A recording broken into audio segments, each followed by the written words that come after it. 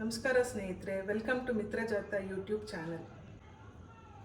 ಮೈಕ್ರೋಗ್ರೀನ್ಸ್ನ ಯಾವ ರೀತಿ ಮನೆಯಲ್ಲೇ ಬೆಳೆಸ್ಕೊಬೋದು ಅಂತ ನಾನು ನಿಮಗೆ ಹೇಳ್ಕೊಡ್ತಾ ಇದ್ದೀನಿ.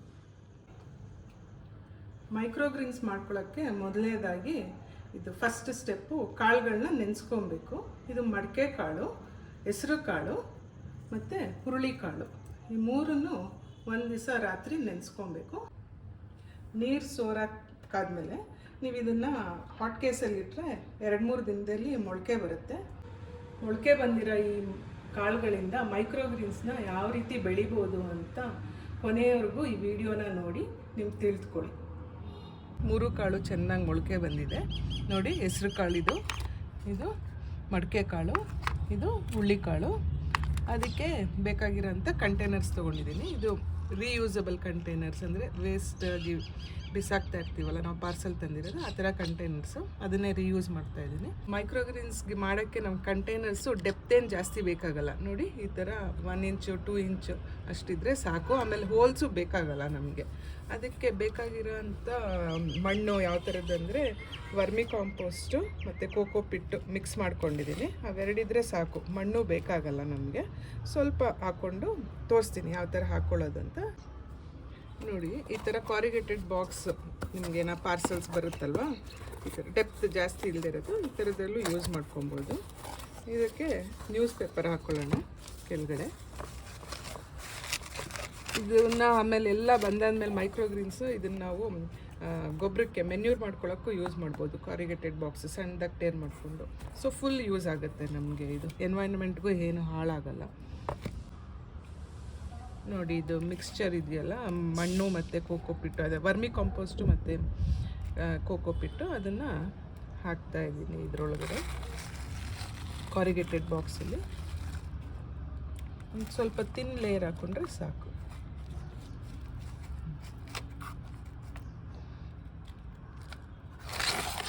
ಈ ಥರ ಕಂಟೈನರ್ಸ್ಗೂ ಹಾಕ್ಕೊಳ್ಳೋಣ, ಪ್ಲಾಸ್ಟಿಕ್ ಕಂಟೈನರ್ಸ್ಗೆ.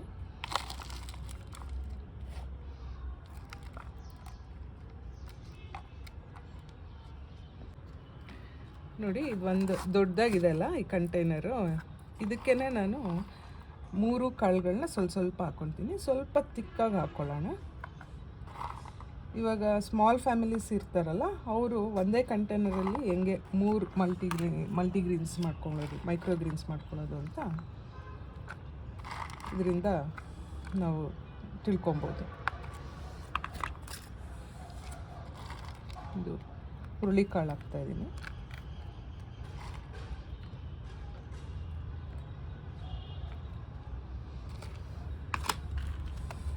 ಸೊ ನಮ್ಗೆ ಅವಾಗ 3 ಮೈಕ್ರೋಗ್ರೀನ್ಸು ಒಂದೇ ಕಂಟೈನರಲ್ಲಿ ಸಿಕ್ಬಿಡುತ್ತೆ.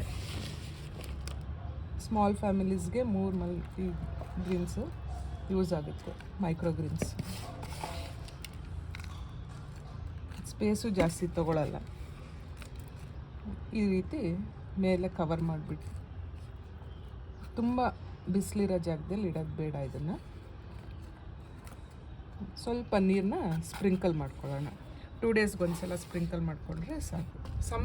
ಸಮ್ಮರಲ್ಲಿ ನಾವು ಮೈಕ್ರೋಗ್ರೀನ್ಸ್ ಮಾಡಿಕೊಂಡ್ರೆ ಡೈಲಿ ಹಾಕಬೇಕಾಗುತ್ತೆ. ಇವಾಗ ವಿಂಟರು, ರೈನಿ ಸೀಸನ್ ಎಲ್ಲ ಆದರೆ 2 ಡೇಸ್ಗೊಂದ್ಸಲ ಸ್ವಲ್ಪ ಕೈಯಲ್ಲೇ ಚುಮ್ಸ್ಕೊಳ್ಳೋಣ ನೋಡಿ. ಈ ರೀತಿ ನೀರನ್ನ ಸುಮ್ಮನೆ ಸ್ಪ್ರಿಂಕಲ್ ಮಾಡ್ಕೊಳ್ಳೋಣ. ಸ್ವಲ್ಪ ಕಾಣಿಸಿದ್ರು ಪರವಾಗಿಲ್ಲ, ಕಾಳುಗಳು ಏನೂ ಅಡ್ಡಿ ಇಲ್ಲ. ಆಯಿತು. ಇದನ್ನೇ ಇವಾಗ ಸ್ವಲ್ಪ ಅಂದರೆ ತುಂಬ ನೆರಳು ಬೇಡ, ಏನು ಲೈಟಾಗಿ ಶೇಡಿಯಾಗಿ ಬಿಸಿಲು ಬರೋ ಕಡೆ ಇಟ್ಕೊಂಡ್ರೆ ನಮಗೆ 7 ಡೇಸಲ್ಲಿ ಮೊಳಕೆ ಬರುತ್ತೆ.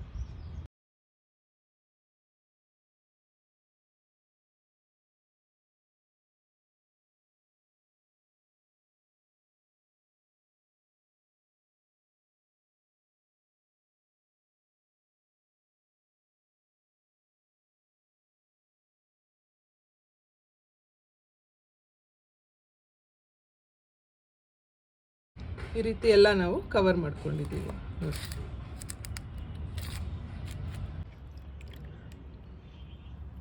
ಇದಕ್ಕೆ ಲೈಟಾಗಿ ಈ ಥರ ನೀರನ್ನ ಸ್ಪ್ರಿಂಕಲ್ ಮಾಡ್ಕೊಳ್ಳಿ.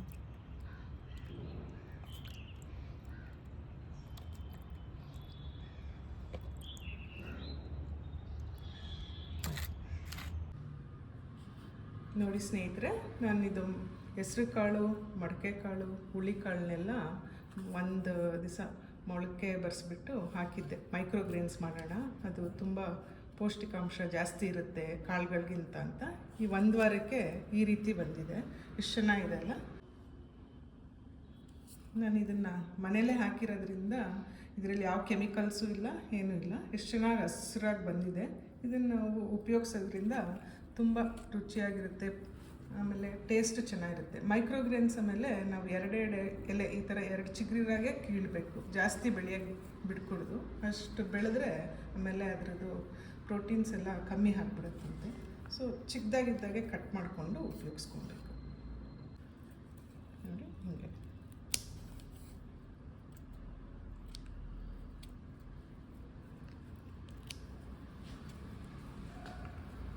ಇದು ಹುಳ್ಳಿಕಾಳು. ಇದನ್ನು ಆಮೇಲೆ ನಾವು ಫ್ರಿಡ್ಜಲ್ಲಿ ಇದನ್ನು ಫ್ರಿಡ್ಜಲ್ಲಿ ಸ್ಟೋರ್ ಮಾಡಿ ಇಟ್ಕೊಬೋದು. ಡೈಲಿ ಸ್ವಲ್ಪ ಸ್ವಲ್ಪ ಉಪಯೋಗಿಸ್ಕೊಬೋದು, ಪಲ್ಯಕ್ಕೂ ಹಾಕ್ಕೊಬೋದು. ಹಾಗೆ ಇದನ್ನು ರಾಗಿ ಗ್ರಾಸ್ ಜ್ಯೂಸ್ ಮಾಡೋಣ ಅಂತ ಹಾಕಿದ್ದೆ. ಎಲ್ಲರೂ ವೀಟ್ ಗ್ರಾಸ್ ಜ್ಯೂಸ್ ಕೇಳಿದ್ದೀರಾ, ಬಟ್ ನಾನು ಈ ಸಲ ರಾಗಿ ಗ್ರಾಸ್ ಜ್ಯೂಸ್ ಟ್ರೈ ಮಾಡೋಣ ಅಂತ ಹಾಕಿದ್ದೆ. ಸ್ವಲ್ಪ ಯಾಕೋ ತಿಕ್ಕಾಯಿತು ಅನಿಸುತ್ತೆ, ಅದಕ್ಕೆ ಆ ಕಂಟೈನರಿಂದ ತೆಗೆದುಬಿಟ್ಟು ಬೇರೆಗೆ ಶಿಫ್ಟ್ ಮಾಡಿದ್ದೀನಿ. ಇದು ಇನ್ನೊಂದು ಸ್ವಲ್ಪ ಇನ್ನೊಂದು 5-6 ದಿವಸ ಆದಮೇಲೆ ಇನ್ನೊಂದು ಸ್ವಲ್ಪ ಎತ್ತರ ಬಂದಮೇಲೆ ಕಟ್ ಮಾಡಿಕೊಂಡು ಇದ್ರ ಜ್ಯೂಸ್ ಮಾಡಿ ತೋರಿಸ್ತೀನಿ. ನೋಡಿ ಈ ರೀತಿ ಎಲ್ಲ ಕಟ್ ಮಾಡಿ ಒಂದು ಕಂಟೈನರಲ್ಲಿ ಹಾಕಿ ಇಟ್ಕೊಂಡಿದ್ದೀನಿ. ಇದನ್ನು ಫ್ರಿಡ್ಜಲ್ಲಿ ಸ್ಟೋರ್ ಮಾಡಿ 3-4 ಡೇಸ್ ಇಟ್ಕೊಬೋದು. ನಾವು ಮಾಮೂಲಿ ಪಲ್ಯ ಮಾಡಿದಾಗೂ ಉಪಯೋಗಿಸ್ಕೊಬೋದು. ಕೊತ್ತಂಬರಿ ಸೊಪ್ಪನ್ನ ಉಪಯೋಗಿಸ್ತೀವಲ್ಲ ಆ ರೀತಿ. ಮತ್ತು ಸೂಪ್ಗೂ ಅಷ್ಟೇ, ಮೇಲೆ ಗಾರ್ನಿಷ್ಗೆ ಲಾಸ್ಟಲ್ಲಿ ಹಾಕ್ಕೊಂಡ್ರೆ ಇದನ್ನು ಚೆನ್ನಾಗಿರುತ್ತೆ.